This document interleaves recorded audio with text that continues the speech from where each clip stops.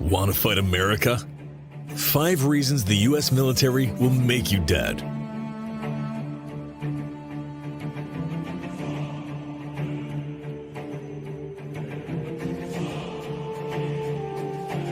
The United States is the most formidable military power the world has ever seen.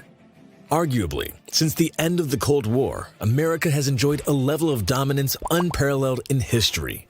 Neither Rome nor the British Empire enjoyed such a level of superiority over rival powers. While the American military is not the largest on Earth, it is by far the best trained and best equipped force on the planet, putting rivals like Russia and China to shame.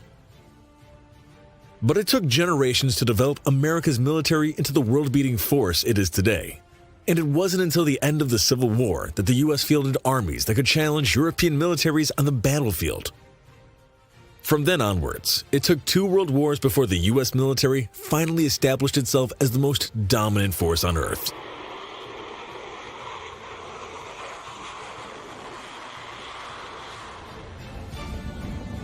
Here are 5 of all-time deadliest innovations in America's arsenal. Number 1. The Gatling gun.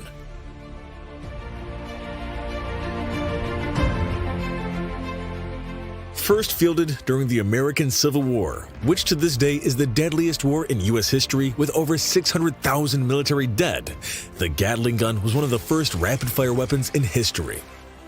Consisting of multiple barrels rotating around a central axis, the weapon, invented by Richard Gatling, solved the problem of providing sustained fires for the first time in the gunpowder age. Initially, the U.S. Army, due to the service's conservative nature, was reluctant to adopt Gatling's invention.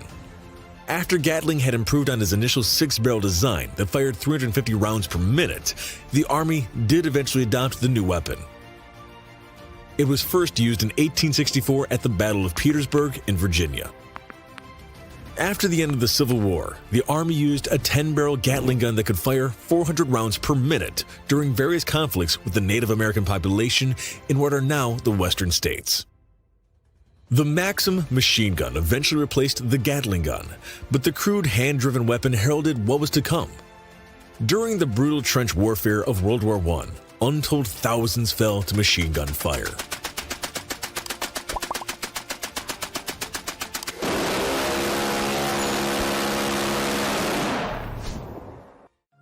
Number 2. The atomic bomb.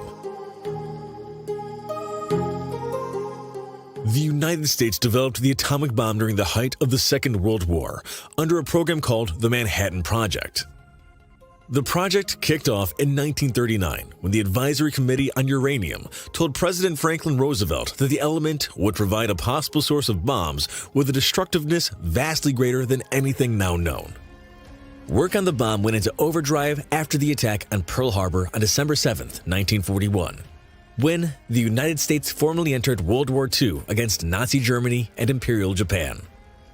Much of the urgency was driven by the belief that the Nazis were working on their own version of the bomb. The project eventually succeeded and yielded the 2 weapon designs that ultimately brought the Second World War to an end. On August 6, 1945, a lone B-29 bomber called Enola Gay, commanded by Colonel Paul Tibbets, destroyed the city of Hiroshima with a single 15-kiloton nuclear weapon called Little Boy. A few days later, a 21-kiloton yield weapon called Fat Man destroyed Nagasaki on August 9, 1945. Seeing the writing on the wall, the Emperor of Japan ordered an unconditional surrender. The world would never be the same with the dawn of the atomic era.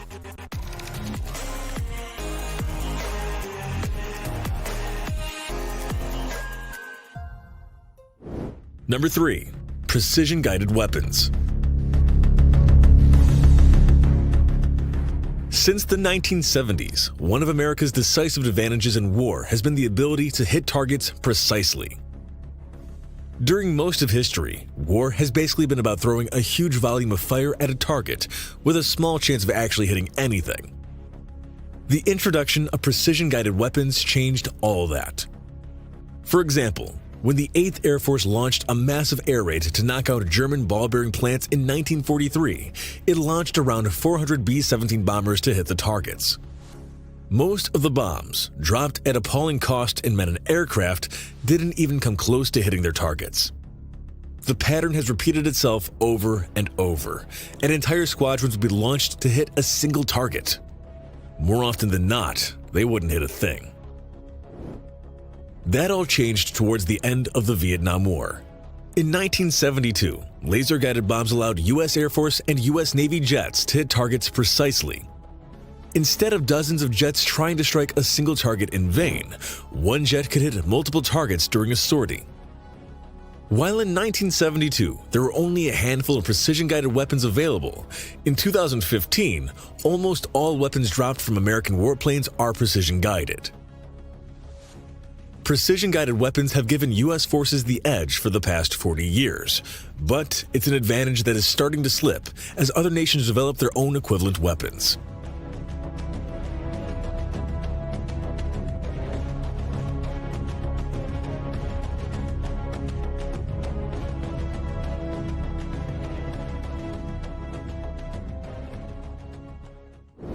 Number 4. Stealth.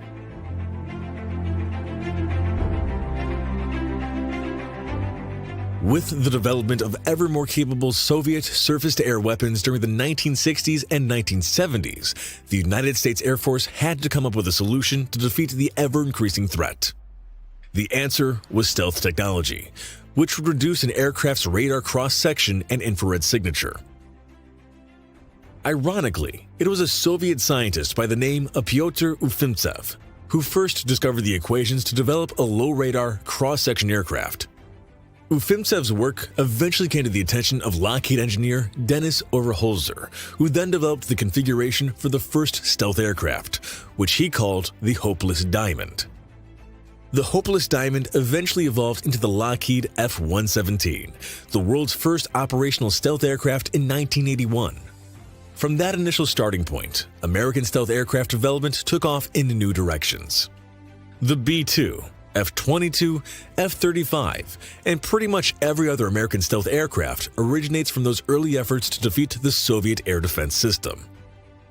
The net result today is the nearly unstoppable juggernaut that is the U.S. Air Force.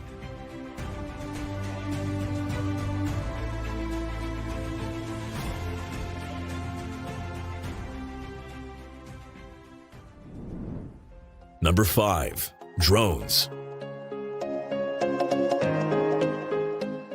When Abe Karem first developed the NAT, which eventually evolved in the General Atomics MQ-1 Predator, he probably could not have imagined his invention would herald a revolution in the ways wars are fought. Instead of risking lives over the battlefield, American forces can fight remotely with these new systems. While initially considered a passing fad, the past 15 years have shown that unmanned aircraft are here to stay, and war will never be the same. The MQ-1 Predator, which was first introduced over the Balkans in 1990s, is a crude aircraft. Its follow-on, the MQ-9C Reaper, is a little more sophisticated, but it's the start of something that will change warfare forever. Aircraft like the carrier-based Northrop Grumman X-47B are starting to show the true potentials of such machines. Indeed, aircraft without pilots might be the dominant weapon during the remaining decades of this century. As recently as yesterday, Navy Secretary Ray Mabus told an audience that the U.S. Navy will never buy another manned strike fighter again after the F-35C. And if Mabus's vision comes to fruition, unmanned aircraft will give the U.S. unmatched capabilities well into the future.